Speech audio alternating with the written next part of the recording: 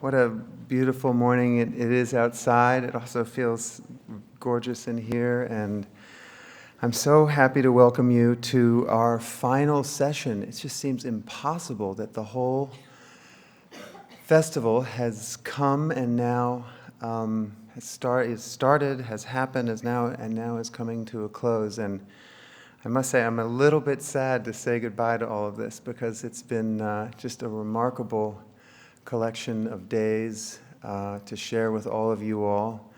I know some of you may be here for the first time, and let me just start by introducing myself. I'm Owsley Brown, and it's just been my absolute honor and joy to be curator of this year's 2013 Festival of Faiths, entitled Sacred Silence, Pathway to Compassion. And we've just had this incredible series of discussions and presentations and meditations, and I know it has left me feeling totally energized, and also feeling very humble and feeling very alive with possibilities of how to go forward into the world and somehow bring a more direct relationship between relating to silence and relating to compassion, and using those things as tools toward a much more kind of altruistic orientation. And hopefully this will be a festival that we on our side will always be able to reference in terms of the successes that we feel we've had, and they feel like they've been many, but included in those, I think, is maybe one of our best attempts so far to really bring a contemplative element into our actual programs. And it is because of you all, both in the audience and most certainly on the presenting side, that has been possible. So I'll just start by seeing if we might all applaud all of us that have been participating in this great festival. A little bit of housekeeping, I think, to maybe start off. We are surely all anxiously awaiting the arrival of His Holiness, who I think has touched down maybe 15 minutes ago at the airport, or possibly even half an hour ago, and is on his way to DGI to bless the center, and then eventually making his way next door. So here's what I know, and I did mention this last night. The security is going to be tight. The State Department is running the show, and everybody on the planning side, including DGI, their website, the State Department, is of course eager to deal with, I think they're expecting 15,000 people, which, by the way, is what the building was designed to accommodate. So that shouldn't be an issue. And frankly, they're more or less opening the doors, I don't know, soon, 11, I think, in an attempt just to make it all work well. So there's a pre-program that begins at 12:30. Dick Sisto, for those of you who were here last night, will be playing music then. But what I understand is that the Dalai Lama himself doesn't show up any sooner than 1:30, which means if you leave here at 11:30 when our program ends and just walk right next door with your ticket and get in line, you would have 2 hours to get from the outside of the building to your seat, and I just cannot imagine that isn't going to be more than enough time. So to the degree that might put some of you at ease, feel free to settle into this fabulous program we have before us. It's going to be a very special one, and before I talk about the program, let me just quickly do a little bit of thanking.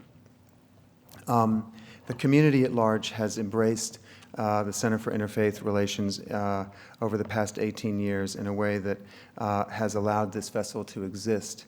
And we want to just make sure that we are clear in thanking those who have gone out of their way to be supportive of us, including Brown-Forman Corporation, the Thomas Merton Center, the Earth and Spirit Center, the Idea Festival, Compassionate Louisville, the Archdiocese of Louisville, Fons Vitae, Louisville Public Media, Jonathan Bastian himself is here today, lucky us, the Ali Center, DGI, and the city of Louisville. And it should be said, of course, that our mayor, beloved Mayor Greg Fisher, is really deserving of extra special thanks, because it was at his request, his brilliant request, that we put this whole thing together to begin with in an attempt to seed the ground to welcome His Holiness, which can't believe it, but we're just getting ready to do here in about 2 hours.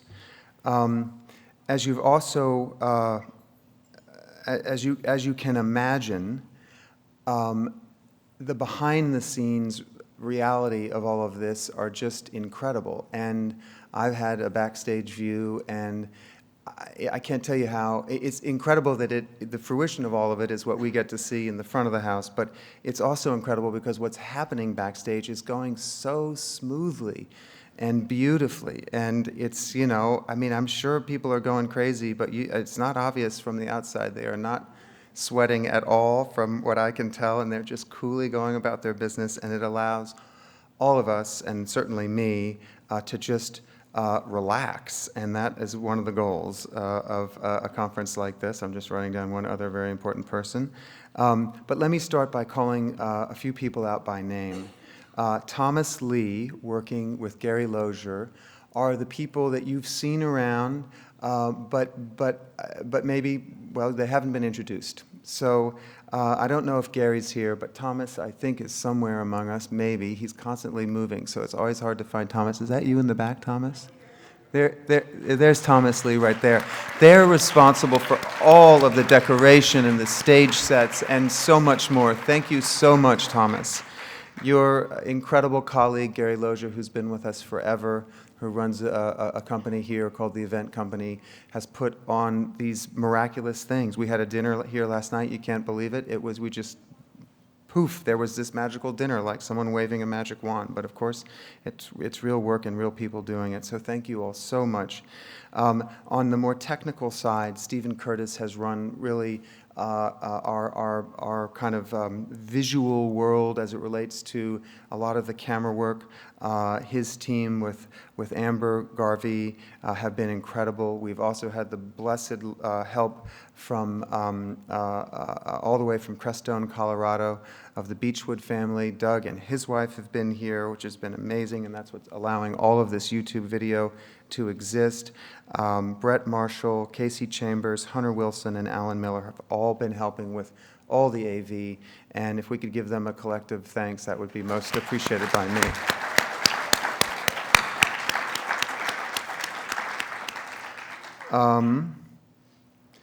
Let's see. I think I'm moving right along here. Okay. I want to offer, I think she's not here, which is maybe even better because she'd be embarrassed, but I want to offer an extra special thanks to my mother, Christy Brown, who, along with the mayor's parents, George and Mary Lee Fisher, and a few other great civic leaders, my father was among them too, really got this whole thing going 18 years ago. And I think it's fair to say, in the case of my mother, has played a vital role, an essential role in sustaining the whole thing.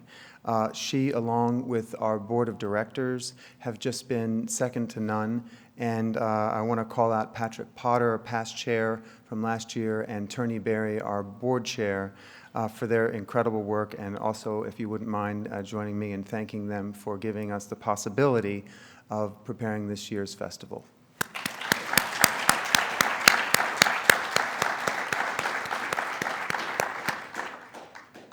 And then the final thanks goes to the just incredible team back at our office. You've heard about Dr. Kathleen Lyons. You've heard about Sarah Reed Harris, the extraordinary Sarah Reed Harris, and Chris Wooten, all of whom have been staying up so late, night after night after night, week after week, month after month, to get ready for this, and working so brilliantly in putting it together.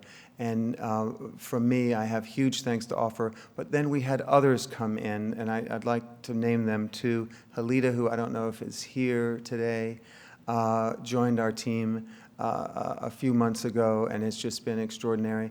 And then also Gray Henry's beloved son, who's my contemporary, who has been practically invisible, and yet I'm sure you'd recognize Mustafa if he were before us. I don't know where Mustafa is, but if Mustafa, if you would stand up too, because I think you're the one who's least visible and who has really been managing this production in a way that has just been amazing. I'm sure I'm forgetting people, and for that I apologize, but it just is our hope that this will be the beginning of all sorts of activities like this going forward. We really hope you'll come back again to our upcoming festivals. We're still working on what we might be doing in November, but for sure the first weekend in October. Our speaker, one of our speakers today, Elizabeth Mattis Namgyel, will be returning to co-host a retreat with Anam Thubten Rinpoche, who's just an extraordinary Tibetan teacher, meditation teacher. Mark your calendars. Registration is up on our webpage. It will be a marvelous weekend, and we hope to see you then, and we'll be in touch with you about all of our other activities. Our speakers today are a mother and a son. For those of you that were here at our opening event, you will remember the brilliant remarks given to us, the inspiring remarks, I would say the comforting remarks given to us by Elizabeth Mattis Namgyel, who in her own right is not only an amazing teacher and author, but also an incredible practitioner of contemplative practice. She has practiced herself in big, long chunks, the smallest of which might be 100 days, thousands of days of solo retreat. And I think it's just incredible to know anybody that has spent that much time considering the interior life. And even more compelling to me is to see her in the world looking just as normal as could be and as fresh and as alive as could be. And I am so happy to welcome her back along with her son, Dungse La, who himself grew up the son of a mother who was a serious devotee of contemplative life, and a father who was born into an unbroken lineage in the Tibetan Buddhist world as one of the great teachers who'd come to the West, Kongtrul Rinpoche, who I hope one day may come to Louisville. And the two of them will be in discussion with our own Jonathan Bastian on the subject of what that was really like for all of them, for both of them, including Kongtrul Rinpoche, to have this whole kind of modern American reality on the one hand, with these ancient tradition on the other hand, all under one roof. But before that happens, we have been offered a very special sort of offering into our period of silence. Massood Taj has come from Nashville to be here, and last night approached me and said, I would like to make a musical offering at the outset of your program, and I accepted with pleasure. And if you'll join me in welcoming, how should we do this? Should we have Massood come first, and then, or maybe, how about this? Let's welcome all of them at once, Elizabeth, Dungse La, and Jonathan, and they'll take their seats, and then Massood will let you take it over for our moment of silence. Does that sound good? Please join me in welcoming our speakers to the stage.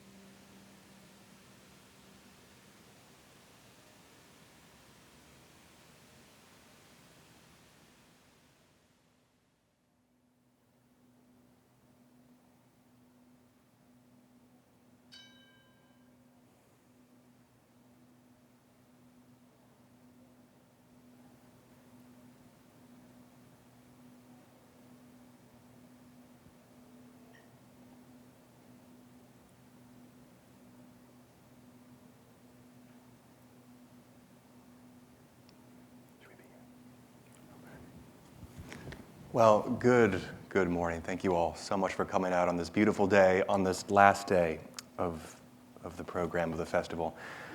It's such a pleasure here to end with all of us, and in a way, it's a beginning as well as we continue on with this week. And as a moderator, I'm always very reticent and scared to speak about myself, but the three of us, I want to tell you why I've been so excited about this conversation now for almost a month, is because almost uncannily, the three of us share these great connections and conversations I've been having with my own family, they've been having with theirs. Of course, you've heard about Jampal growing up in this incredible family, and amazingly, we all actually grew up in Colorado, separated by one mountain range. I was in the little town of Woody Creek, they were in Crestone. Jampal went to high school 2 towns down from me in Colorado. His father was a great practitioner. Mine was one of the first generations to receive a PhD in Tibetan Buddhist Studies at the University of Madison, Wisconsin. Much like your mother's involvement, mine was one of the first directors of Tibet House, which is to say we both grew up in this interesting lineage of Tibetan Buddhism in this American world, which we're a part of as well. I remember waking up at 3 a.m. with calls coming in from India and my father translating Tibetan in the early hours of the morning. When lamas were coming through, I remember the different shrines for meditation my parents would have in the house growing up, and knowing when they were silent, when we were all going to be silent, and the tankas, the language. So it was all a part of our family, it was a part of your family. And so what a pleasure to continue these conversations, so thank you. And also, I want to say hello, Mom and Dad watching on YouTube in New York City and California. I feel like we're all having this conversation together. All right. Jampal, you have described in your words, people have often asked you, when did you begin practicing Buddhism? And you've said, my whole life, since I was born. And I want to hear more about that in terms of some early memories, early moments of growing up in this house with these 2 extraordinary teachers. And as I've told these 2, to really, in this case, there's always a subject here and somebody who was observing. There was a mother and a son. So why don't you start? And Elizabeth, please jump in with what you saw along the way of some of the earliest years of Jampal and Crestone and this practice. Well, I'm happy that, first of all, we are here together, because my memory of those years is sometimes a little faulty. So she can pick up wherever I have a gap. But I suppose there are a couple different answers I could give, and I give a variety of answers depending on who's asking. You could say I have been meditating for my whole life, and I've really been seriously meditating for the past 5 or 6 years. Growing up in the house with my parents, when we first moved to Colorado when I was like maybe a month old. Yeah, a month and a half old. A month and a half old. Mm-hmm. There was always a presence of meditation, although I didn't know what that was. It was just what was happening. So we'd go into this room and we would sit. And the whole environment of sitting, the environment of what it appeared to me just to be sitting and thinking in a very upright position, that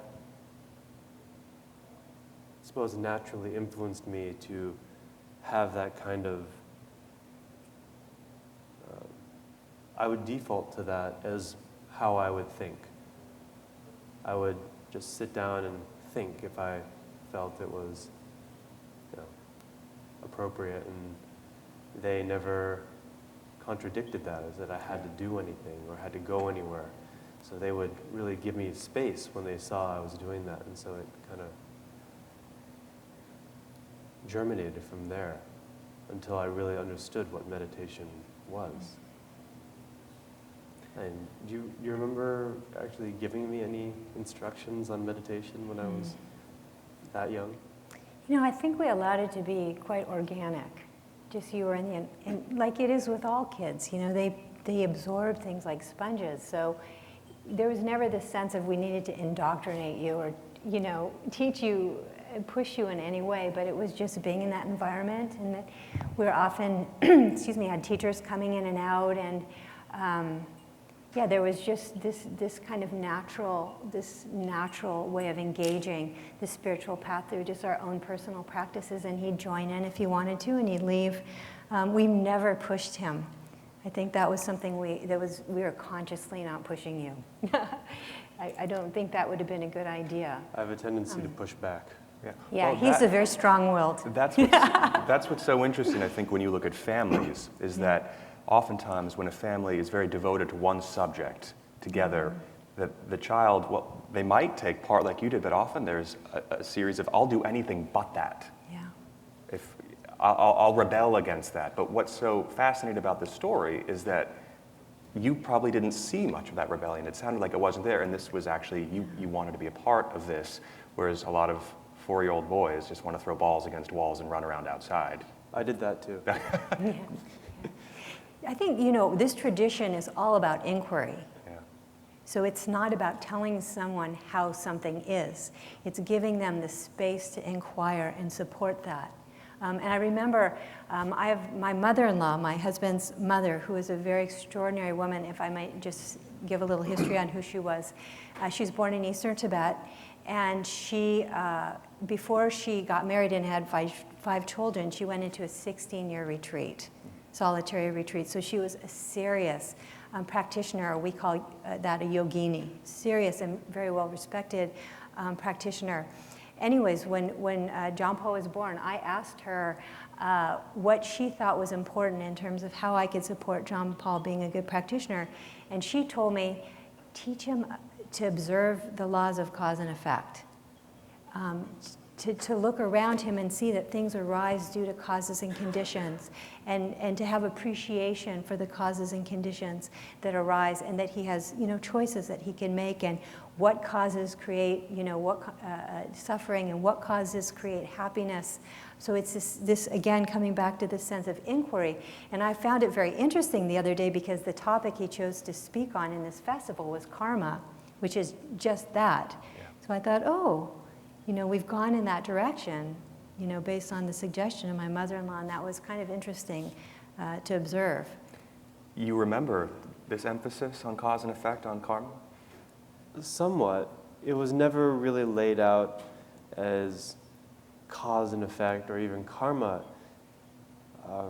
One of the strategies I attribute to my father in giving me opportunities but not pushing me in any one direction is he would give me examples of how things generally work, and then he would lay out the choices that I had, and then he would describe where each choice might lead to, so that I could have some, perhaps, foresight of where I would head in the future.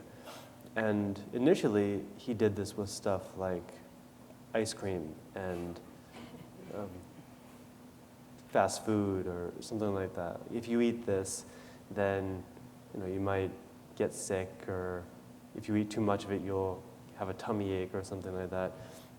If you wait until dinner, then you might be hungry in the meantime, but then you can have some healthier food and you won't feel as bad afterwards. So he would lay out my options like that, and he's consistently done that through my whole life, and I think that's what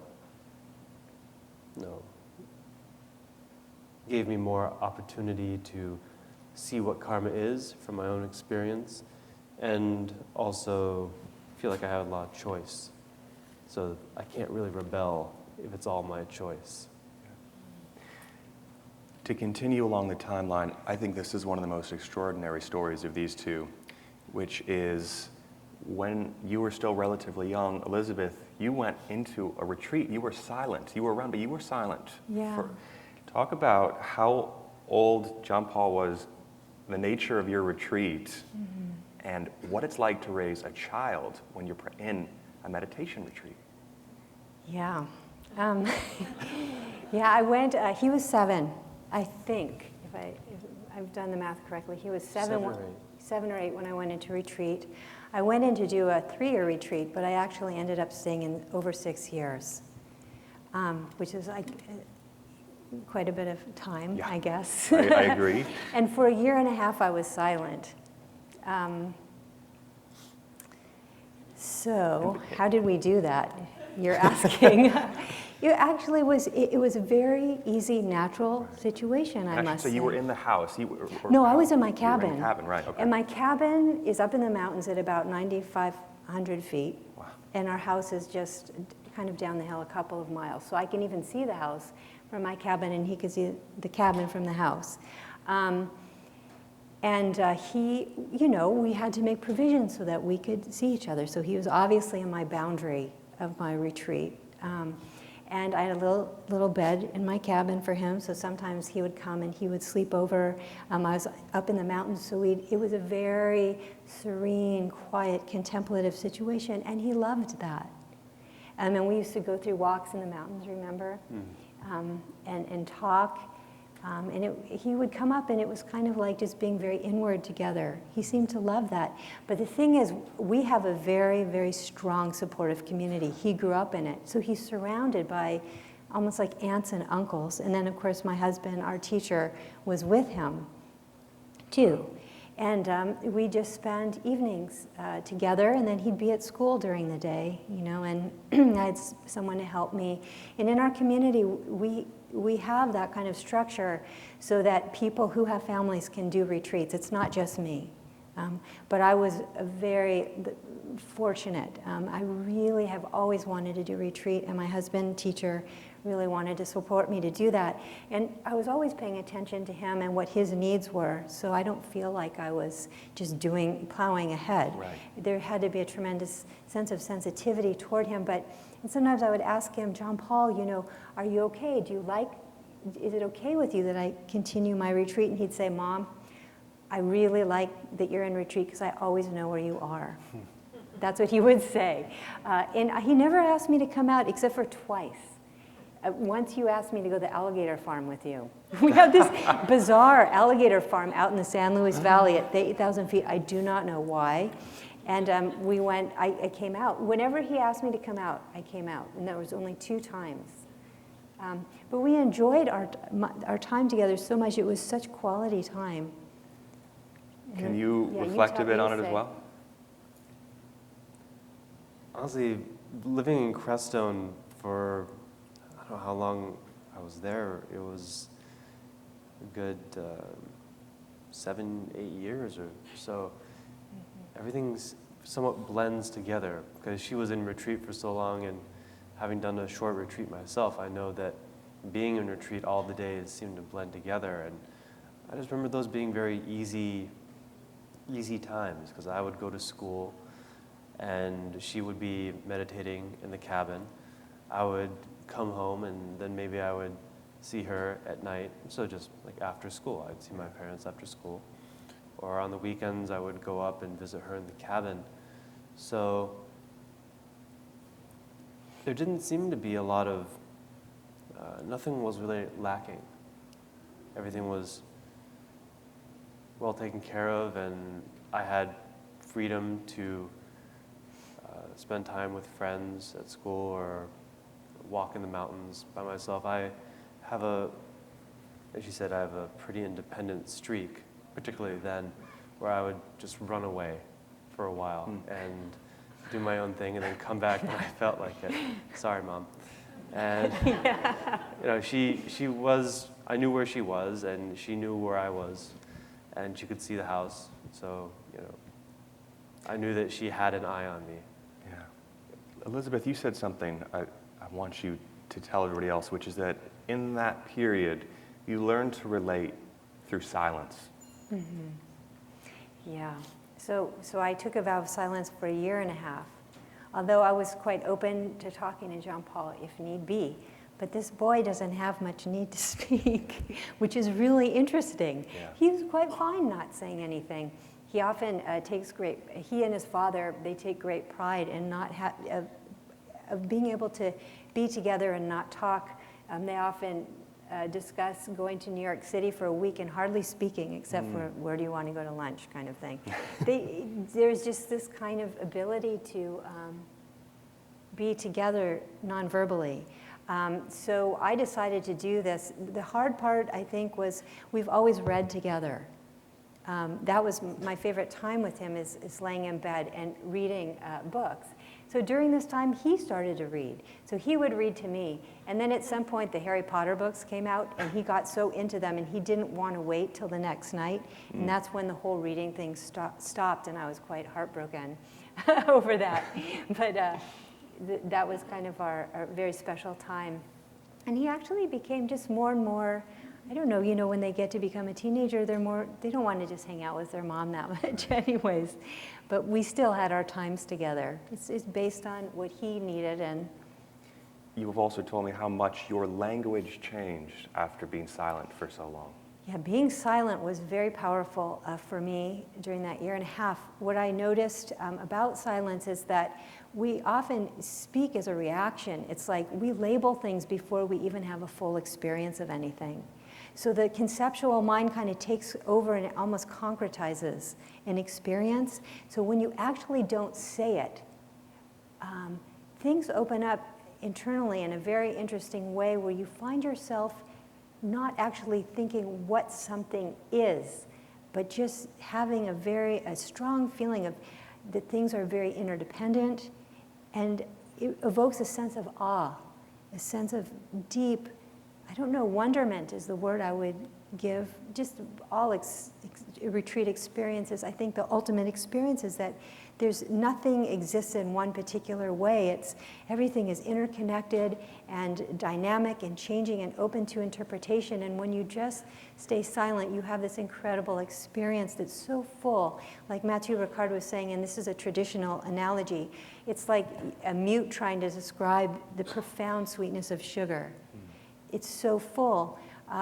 So in the years that I was silent and just the whole retreat, I had this experience of awe or wonderment is a continuous theme, or I don't know, I think that's really the result of practice in a certain kind of way. And then after a while, after the end of the year and a half, I started noticing that there were a lot of needs around me. Jampal had more needs, and there were people, and there are other retreat cabins and people I had to relate to.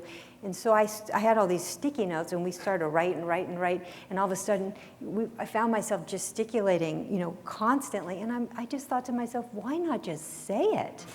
And then I realized at that time, I love language, and I love speech. And so I started to speak, and I had the deepest appreciation for the ability to use language. Because without language, we don't have a path. Language can shut us down, but it can also illuminate. That's why we're all here together having discussions, because language illuminates.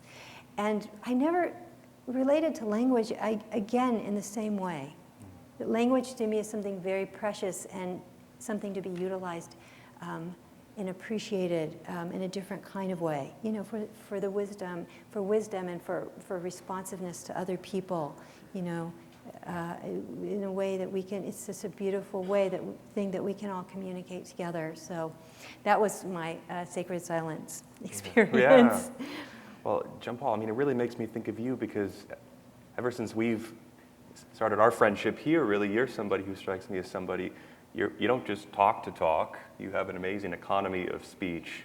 Do you feel that it sounds like this is something that you grew up with, something that you absorb?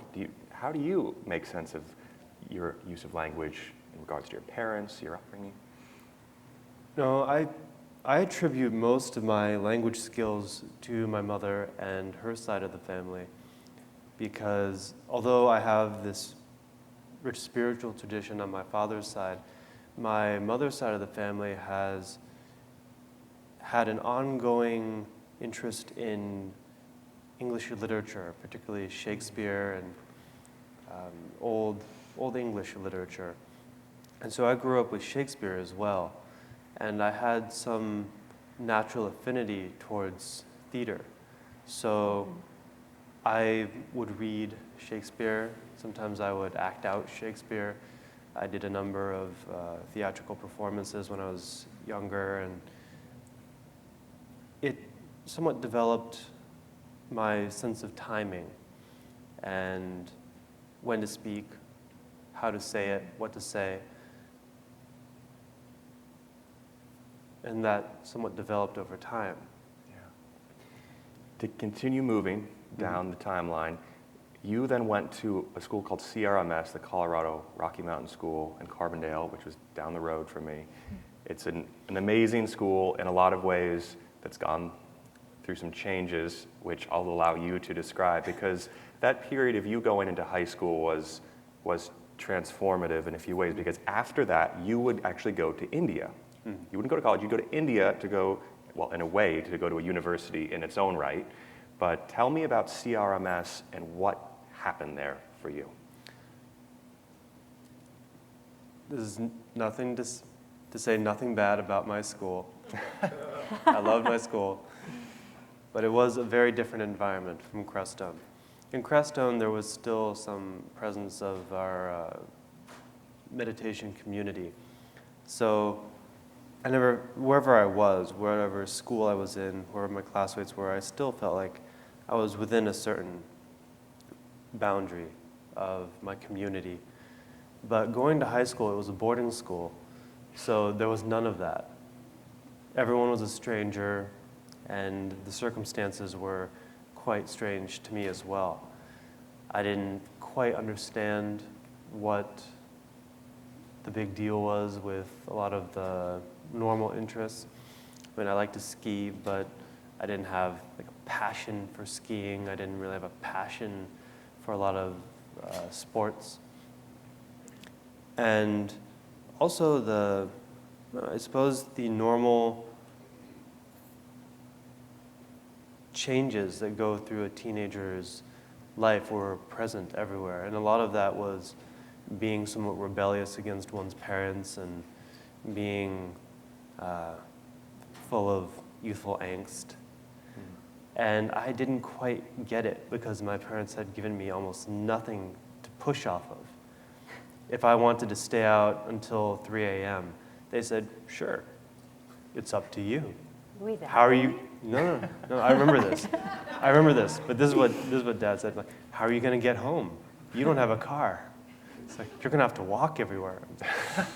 Yeah, maybe I won't then. So nothing to push against, but laying out the consequences very, very clearly. Not as a punishment, but just how it happens. And so seeing that kind of resistance in my peers was strange. And I tried to adopt to my environment. I wanted to, I suppose, be more connected to my classmates. But at the same time, I felt like I had received some sort of maybe insight into a deeper level of just being comfortable. It took me a while to assimilate all that into high school life, particularly in a boarding school, but I think I felt a lot more comfortable than a lot of my peers, just with where I was going and what I was doing. And I attribute that to my upbringing. Did people find it unusual, this incredible interest you had? And at that time, would it have been meditation already at that point in Tibetan Buddhism, and this family, and a mother that was practicing a retreat when you were growing up? How did that change the interactions with your peers? It was unusual. They were quite accepting of me, and that is the wonderful thing about CRMS. It's very accepting, but not always. I wasn't always relatable, and I would seek out anyone else who had some Buddhist background, and mostly it was teachers. So I connected much more with my teachers than I did with my peers, particularly the Eastern philosophy teacher, Mark Clark, who has a connection with Zen Buddhism. And I suppose we would talk, and I would talk with the kitchen staff. I just had a a more comfortable time with adults, I suppose. Because most of our community are adults, or they were adults, they are adults, but they were adults when I was younger.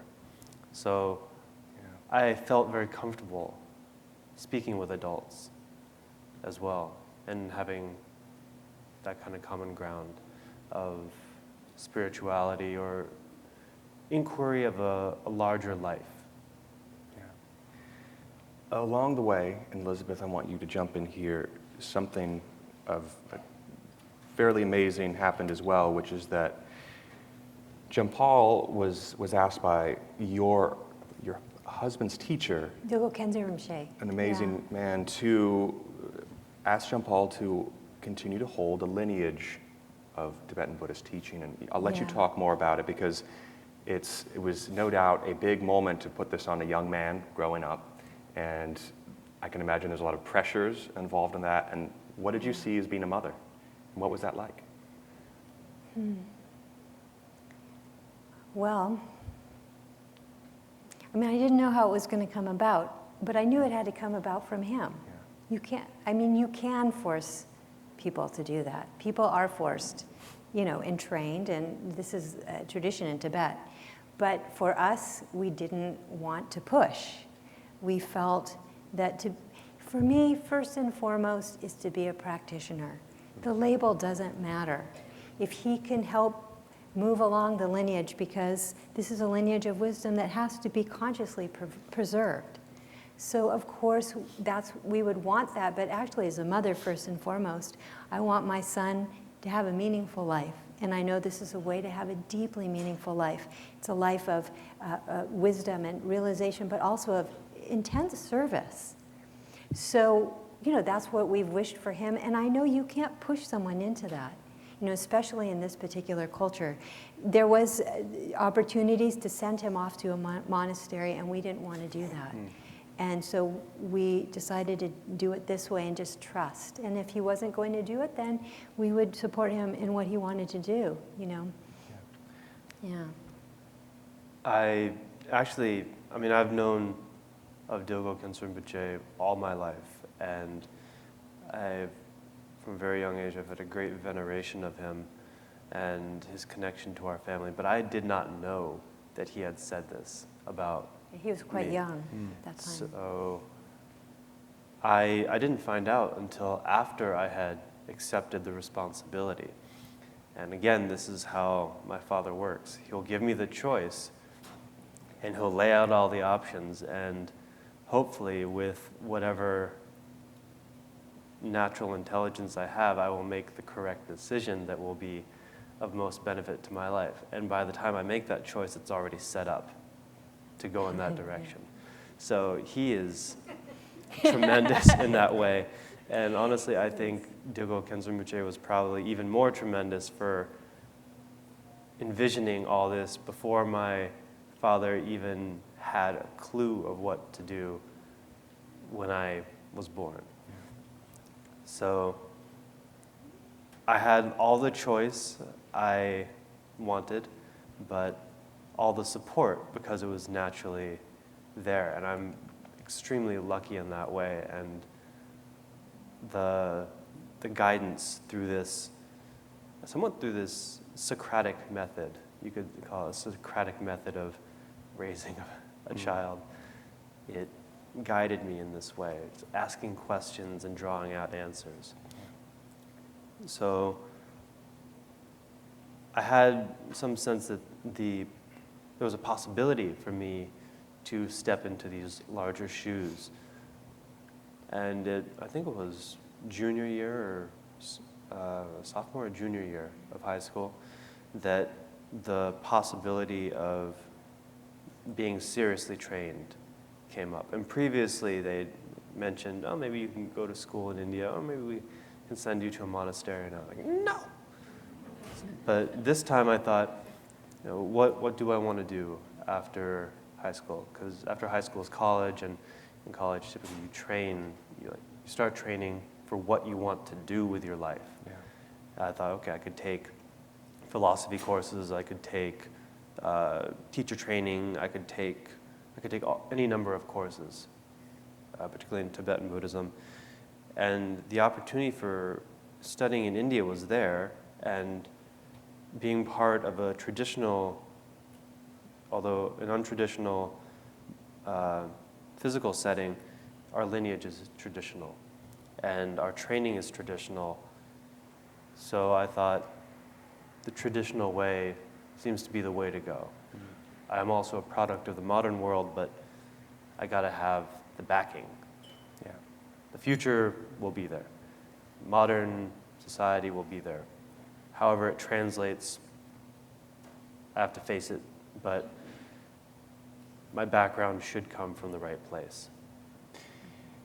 I want to bring up something that Owsley said in the beginning here, which I think is a prime importance, and it relates to you too, which is you both occupy this really fascinating space, which is people that are intimately engaged in meditation practice in this Tibetan Buddhist lineage, yet you're of the world, you're engaged in the world in which we live in right now. How important do you think it is, as a teacher speaking to a lay audience, is it to have one foot in each camp to be a successful teacher?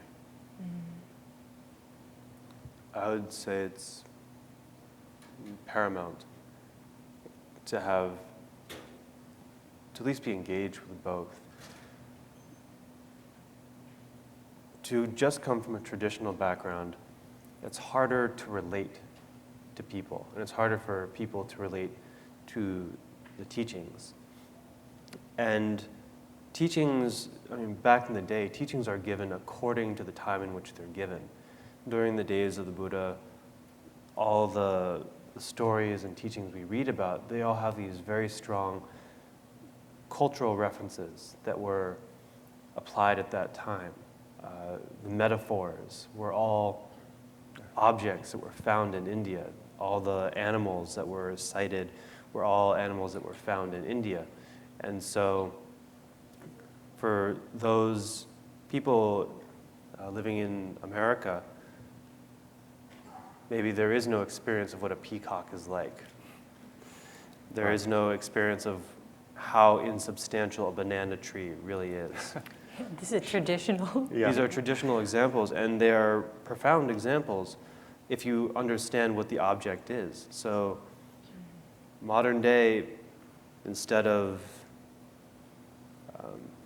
an animal, you might use a car, or you might use,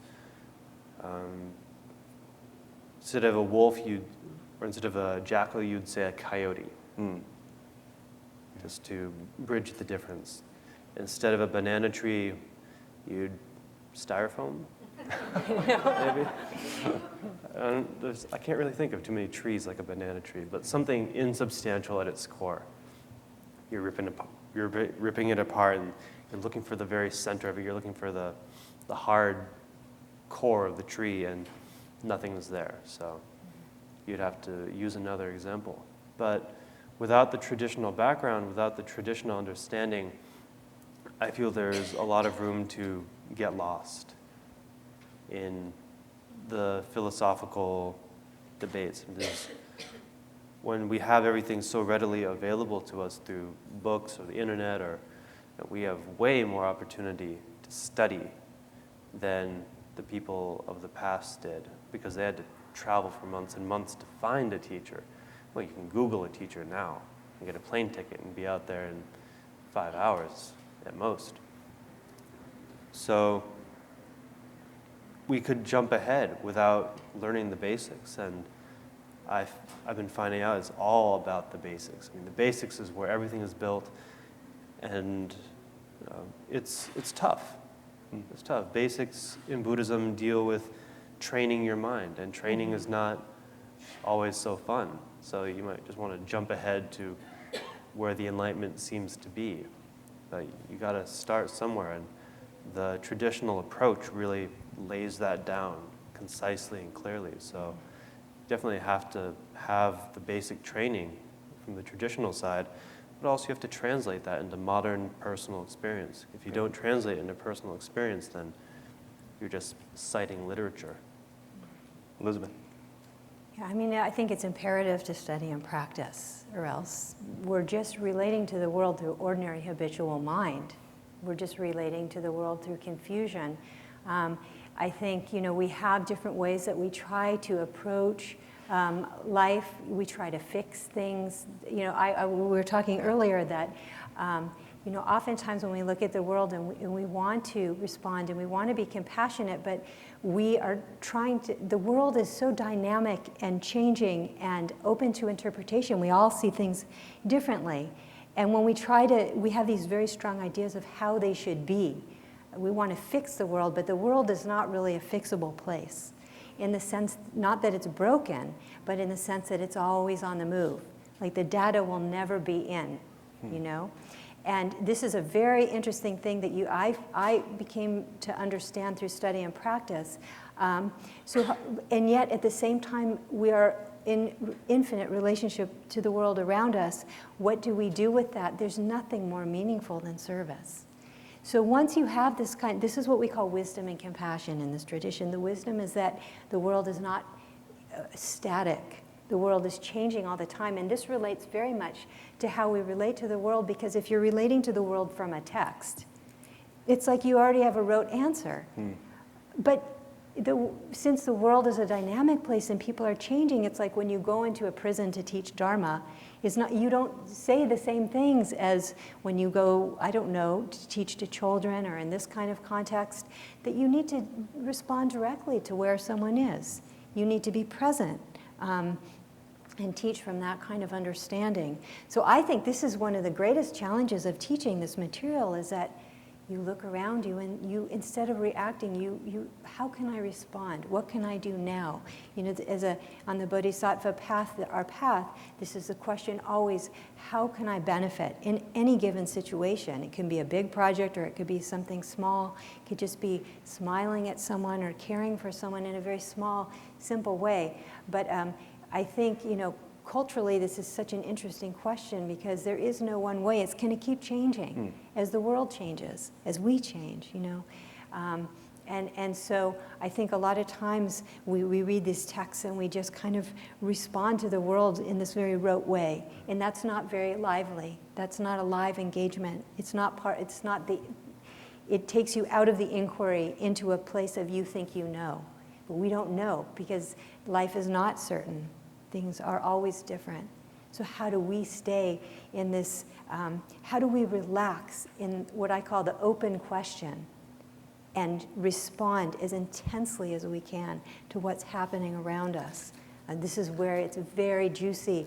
It's kind of, in some ways, you could almost say it's a predicament because, there's old age, sickness, and death. This is uncertainty. And yet, the only thing that brings meaning for us is our ability to respond and care for others. So I say it's a predicament, but I don't mean that in a negative way. I think the purpose of being alive in this tradition is being able to live in the heart of the human predicament. This is a very touching place, and it's a very wondrous place. We say in our tradition, emaho. I think the Sakyang said that the other day. Emaho means how amazing it is. It's so full. It's so infinite. This is like the mystical aspect, I think, that we all understand in all of our traditions.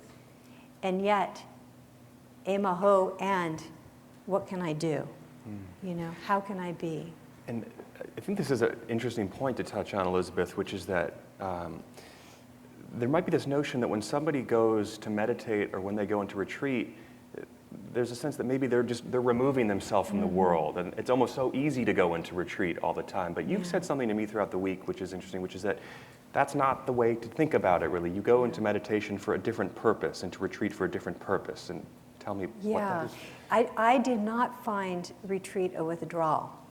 As a matter of fact, I found that when you go into retreat, everything you have been trying to avoid your entire life rises up right in front of you, and you have to work with your mind.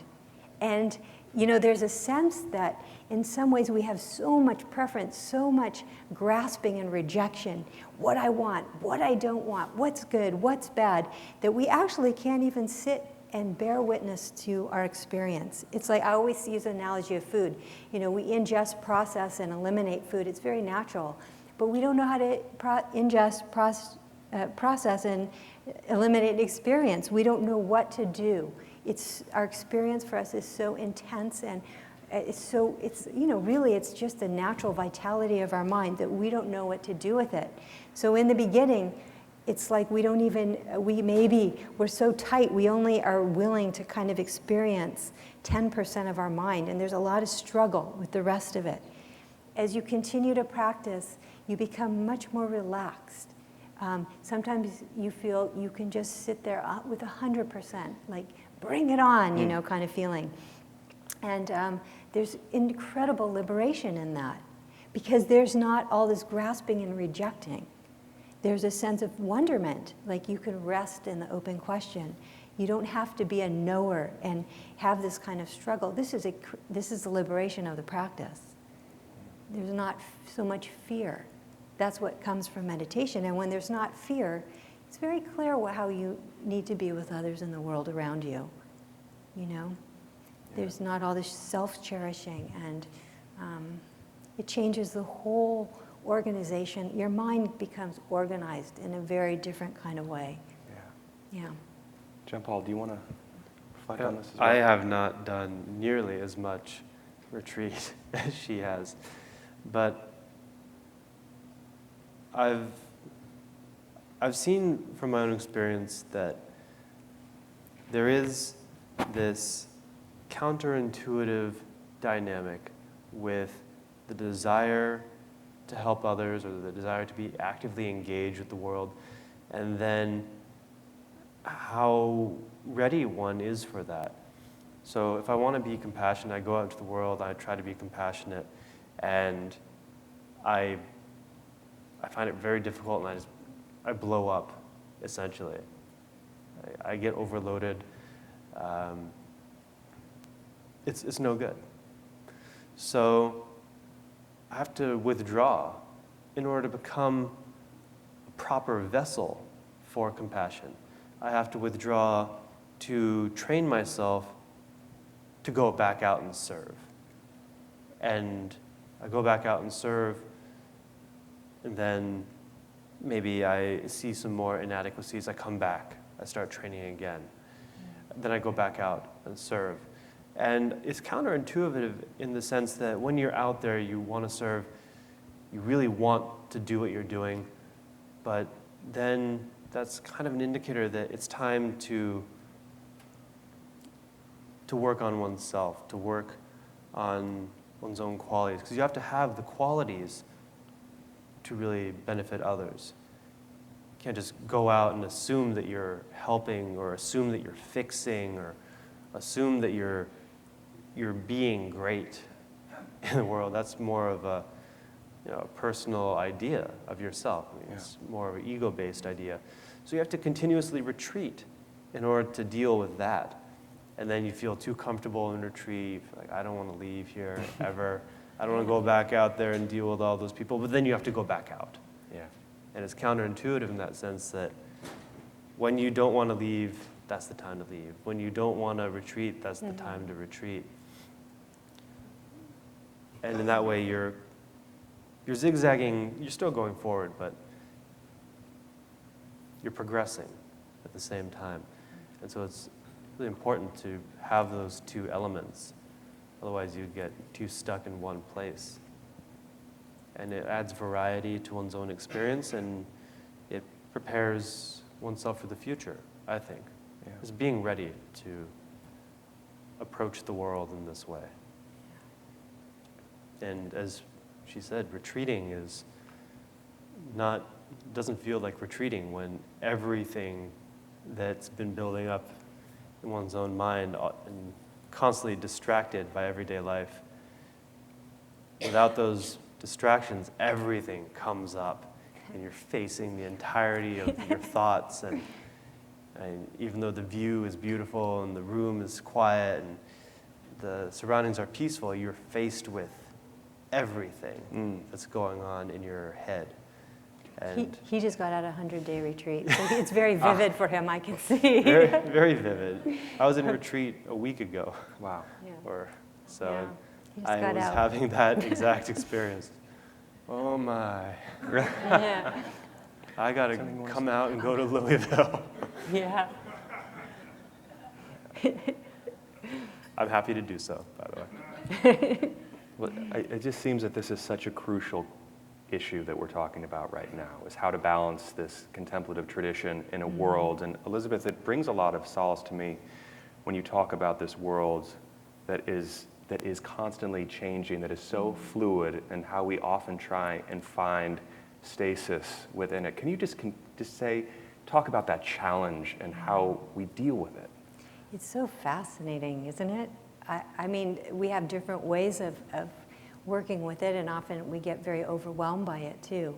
And I think, a lot of this has to do with a deep acceptance of how things are. And it's not a negative thing. Like I said, it's not that things are broken. It's things are just rich.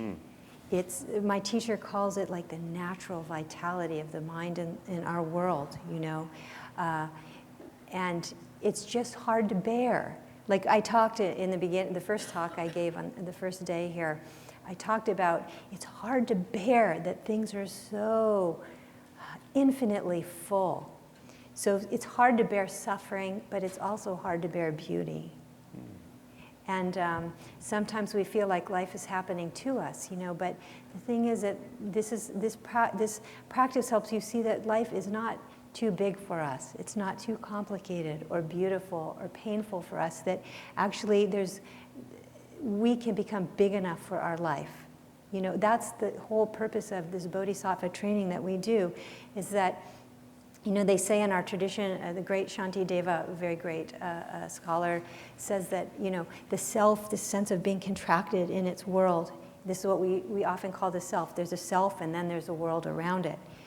And so that it seems sometimes we talk about how the self, it sounds like the self is a problem in our tradition. They talk about the ego and the problems of the ego. But what Shantideva basically says is that you don't have to get rid of the self at all. All you have to do is make the ego as big as possible, so that and make others the recipient of the love and care you usually reserve for yourself. So there's this sense of the world is my body. Like you include everything in your world, which means, well, where is the self then? Because it's interconnected with everything else. So this sense of interconnectedness is so deep, and the understanding of this is really at the very core of this practice. So as you realize that the self, that's a description of emptiness, that you can't find a solid, singular, separate, autonomous self. The more you expand to include others, the more compassionate you are. And the more you move out of yourself and extend to others, the more you understand the sense of emptiness. This is what we call, again, wisdom and compassion. And they say it's like the two wings of the bird. You can't just have a one-winged bird fly. In order to have a sense of liberation and wakefulness, you need both of these qualities. So that's what this is about, in this notion of what we call emptiness. It doesn't mean empty like you don't have experience. It means empty in that actually, if you see that we are all in relationship and we're made of relationship, then you lose the boundaries of what you think yourself is. And that's the purpose of this. And this is why you go into retreat too, because the wisdom needs to be developed, this understanding. Or else we're always reacting. Yeah, it's that attachment to a self which is seemingly small, singular, individual, and existing from its own side without connection to anything.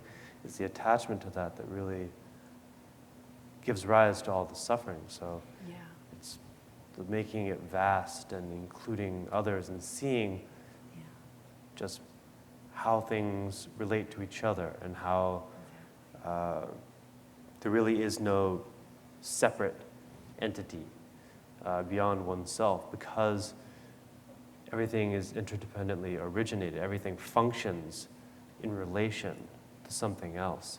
So the attachment to a small self, to a unique individual that is disconnected from everything, that is a delusion, a very natural delusion, but still a delusion.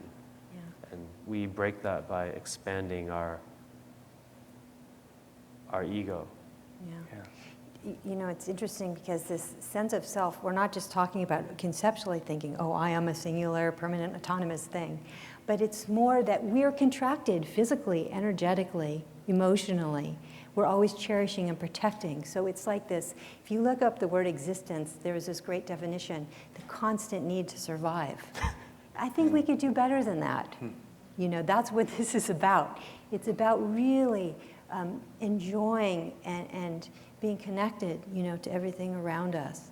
So that's what this addresses. Yeah. I'm so grateful to have this conversation with you, and I wish I could continue with you for days and days, but I know we have this beautiful audience that might have some questions as well. So now is your chance to ask these two. Anything. Yeah. Anything. Do we have some microphones? So someone it looks there. like there's one up front we Hard can to start with. see you guys.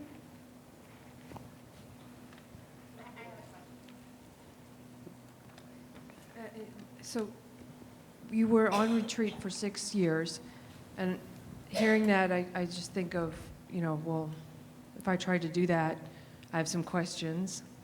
Like, did you go to the dentist? Did you No. miss school functions? Did you go to parent-teacher conferences? You know, missing all of those things. And then how did you deal with the guilt? And in saying that, please understand that I'm not saying that you should have felt guilty, but I have 3 children, and as a mother, I know that you must have felt guilty. Well, I didn't go to the dentist, I have to say. And teacher and parent conferences were interesting because he had a Buddhist teacher for a lot of that time. And so I just put her in my boundary, and she came up here and there. I went to one school play. He's a marvelous Shakespearean actor. So I couldn't, he actually said he didn't need me to come, but I went anyways. That was one time I chose to come out. But I have to tell you, I didn't feel guilty because it was very harmonious. I mean, we have a different way of seeing things. You know, we have these things that we cherish are, we have so much allegiance to our path in wakefulness. So for me, I guess this is where our allegiance was. I know that sounds unconventional. I know it is unconventional. Guilt didn't happen because I feel this is the best thing I can do with my life. I felt it was the best thing I could do for my son. I served as an example. For me, this is like tending to the mind. Why don't we, we brush our teeth in the morning when we wake up, we eat breakfast, we take a shower, but we don't tend to the mind. So in one way you can ask, wow, how could we not tend to the mind? You know, I mean, that's why the world is the way that it is. So I feel actually a responsibility to do this. I think it would be harder for me, just where I am, not to do this. I know this is very unconventional, and this is always a tender subject because I think conventionally this must be very odd. But it wasn't odd for us. Yeah. It was very natural.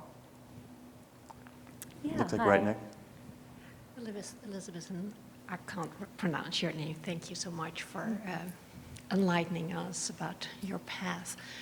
My question is, Elizabeth, how did you get to this path as an American girl? How did you end up on an Asian tradition?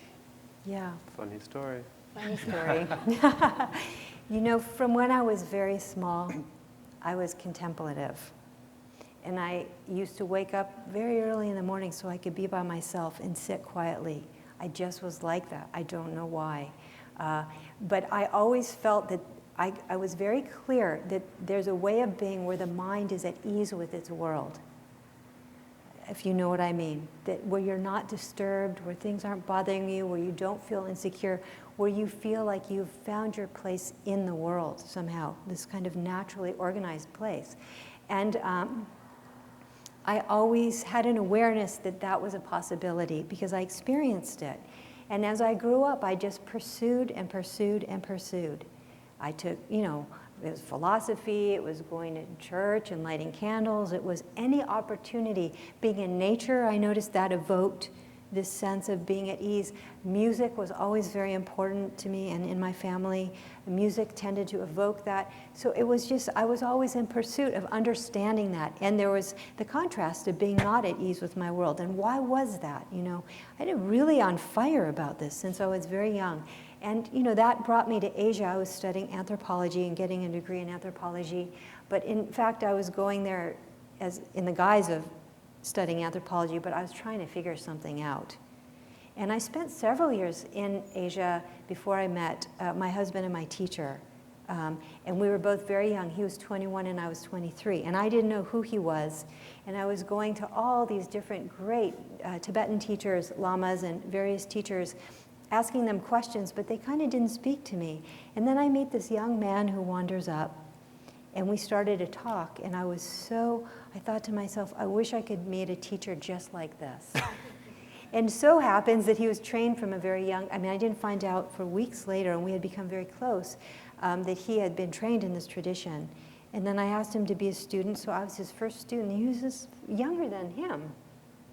I mean, just, I don't know how this all happened. But he had something about him very deep. And I just recognized that. And then from there, I became a student, and it just became very serious. This, you know, how we started a Sangha. We moved to the West. We lived in Asia for a long time. We moved to the West, and then it became very clear that this is all we cared about. So then, that's what happened. Yeah. Other questions?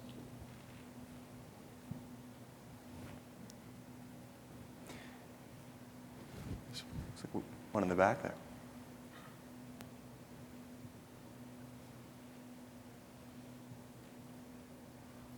Thank you.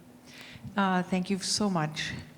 I have two questions. One is what made you extend from, this is to Elizabeth, excuse me, from 3 years to 6 years. And the other is a kind of a random question, but one I've been thinking about a lot. Has to do with prayer and the power of prayer. I just wondered what each of you thought about that. Yeah, lovely prayer question. Well, I'll start with the first one. So I was in a retreat for 3 years. That's very traditional to go into a 3-year retreat.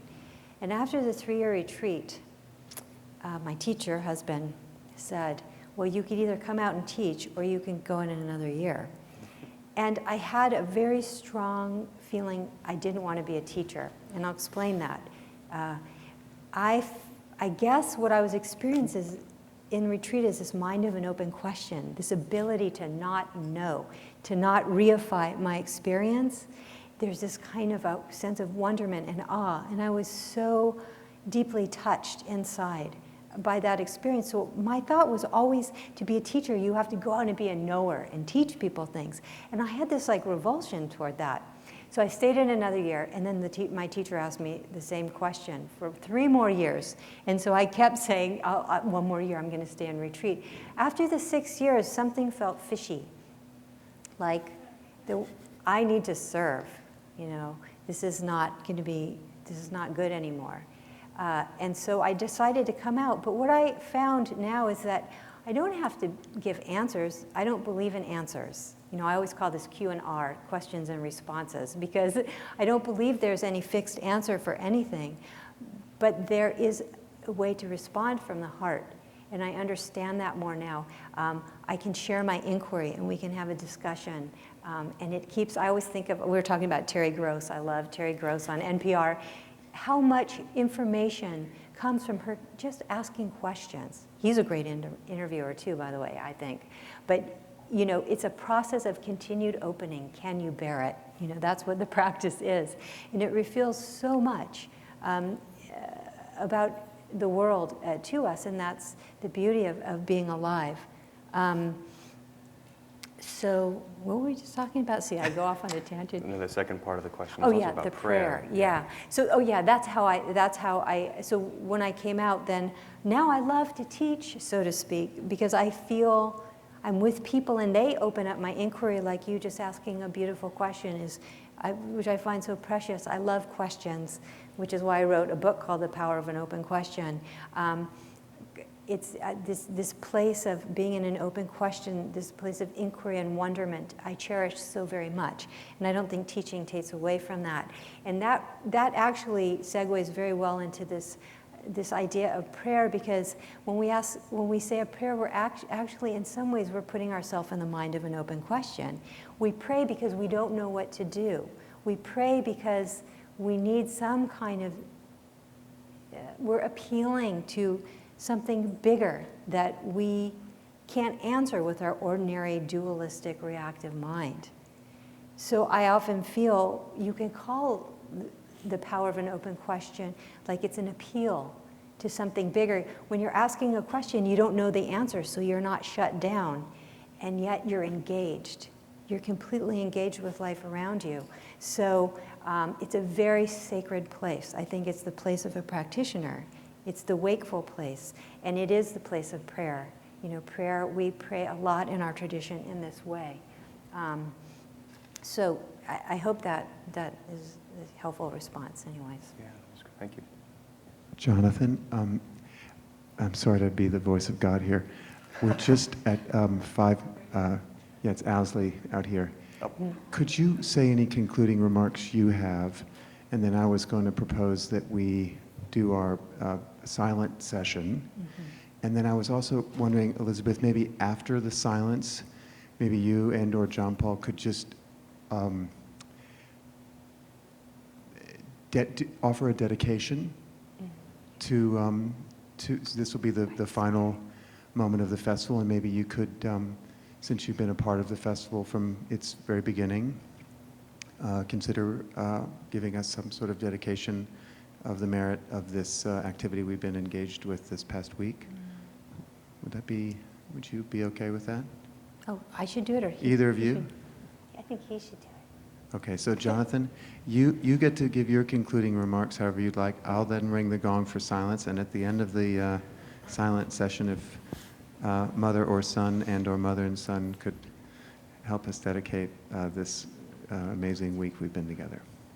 Well, I have very few words besides saying that I am so excited to continue these conversations into the future, because I'm thrilled at the work you're all doing. And I want to thank Owsley, too, over this last week, growing up within a family somewhat like yours and allowing me to ask these questions over the last 4 days has kind of reawoken something in me as well that you don't always get to do when you're involved in news and public radio all day long. So thank you so much for that. And it's been a pleasure really to share the stage and to have these conversations. Yeah, thank you, Jonathan. Likewise. Yeah.